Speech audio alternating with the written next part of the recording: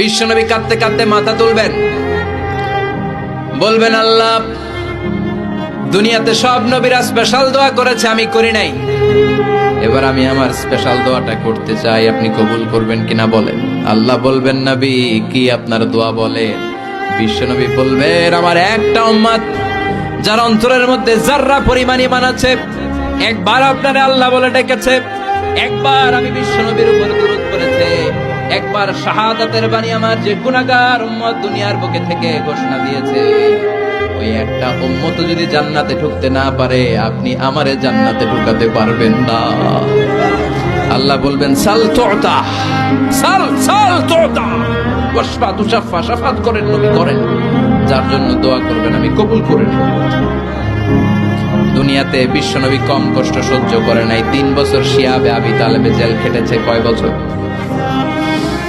দুর্ভিক্ষের বছরগুলোতে বিশ্বনবীর পেটে দানা পানি ছিল না। কলিজার টুকরা হাসান হুসাইন কই মাছের মতো ছটফট করেছে, জামিনে ক্ষুধার জ্বালায় বেহুশ হয়েছিল। বিশ্বনবী যদি ওই স্পেশাল দোয়াটা করতেন, জান্নাত থেকে খাবারের বস্তা পাঠিয়ে দিত কে? ওই দোয়া করছিলেন? জেলখানায় আল্লাহরে বলছিলেন, আল্লাহ স্পেশাল দোয়া করলাম, জেল থেকে মুক্ত করে দেন, করছিলেন?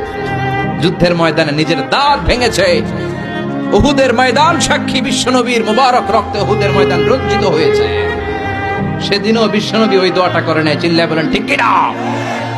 তায়েফের ময়দানে বিশ্বনবী কয়েকটা জায়গায়, 3 জায়গায় বেহুশ হলেন। বিশ্বনবীর মুবারক দেহ বেয়ে রক্ত ঝরলো। ওই কঠিন বিপদের দিনও বিশ্বনবী এই দোয়াটা করেছেন নাকি? কথা বলেন।